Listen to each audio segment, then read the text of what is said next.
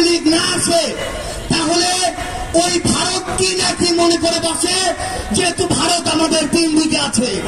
আমি স্পষ্ট করে এই অভ্যুত্থানের ক্ষেত্রে শাহবাগ থেকে বলতে চাই, ভারতের দিকে আমরা তাকাতে পারি, কিন্তু ওই আধিপত্যবাদী ভারতের দিকে আমরা ঘৃণা করে আর তাকাবো না। সেই হাসিনাকে এই বাংলাদেশে ফেরত দেওয়ার পূর্ব পর্যন্ত ভারতের সাথে বাংলাদেশের সম্পর্ক স্বাভাবিক হতে পারে না। খাতা কলমের সম্পর্ক আর জনগণের সম্পর্ক কোনোদিন এক হতে পারে না। আমরা ভারতকে স্পষ্ট করে একটা কথা বলি, বাংলাদেশের সাথে যদি প্রতিবেশীর সম্পর্ক আগামীতে তারা দেখতে চায়, তাহলে তারা ওই জায়গায় আরামায়েশের স্থাপনা আবাসন দিয়ে রেখেছে, তাদেরকে বাংলাদেশে পাঠাতে হবে এবং বাংলাদেশের মাটিতেই তাদের এই বিচার হতে হবে। আজকে থেকে 10 মাস আগে বাংলাদেশের অধিকাংশ মানুষ তাকিয়ে থাকতো কখন বাংলাদেশকে বিভিন্ন জায়গায় স্যাংশন দেওয়া হবে, কখন আমেরিকা হস্তক্ষেপ করবে, কখন হাসিনা মারা যাবে, কখন পরের ইলেকশন আসবে, তারপরে তারা মাঠে নামার প্রস্তুতি নিত।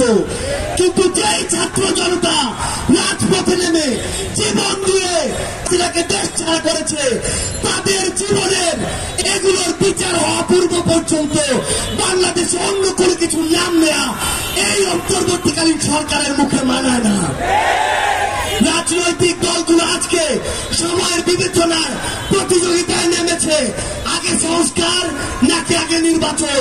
মাথায় স্পষ্ট করে ঢুকিয়ে রাখুন, সংস্কার নাকি নির্বাচন, এই খেলা বাদ দিয়ে প্রতিযোগিতায় নামুন যে সবার আগে হতে হবে।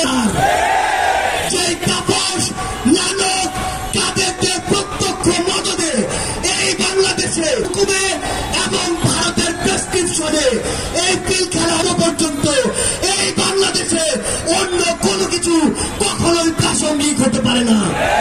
সকল রাজনৈতিক দলের উদ্দেশ্যে একটি কথাই বলবো, এই যে জেনারেশন, এই জেনারেশনকে ভয় করুন, এই জেনারেশনকে ভয় করুন।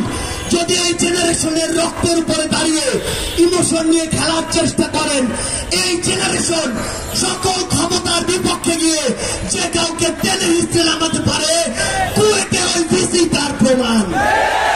আমরা ইনকিলাব মঞ্চকে ধন্যবাদ জানাই যে তারা সকলকে নিয়ে আজকের এই শহীদ মার্চের আয়োজন করেছে।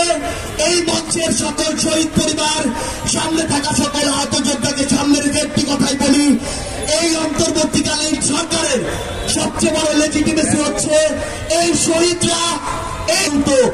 এই অন্তর্বর্তীকালীন সরকার যদি অন্য কোনো কিছুর চিন্তা করে, তাহলে তারা তাদের সারা জীবনের এই রক্তের দায়বদ্ধতা কখনো এড়াতে পারবে না।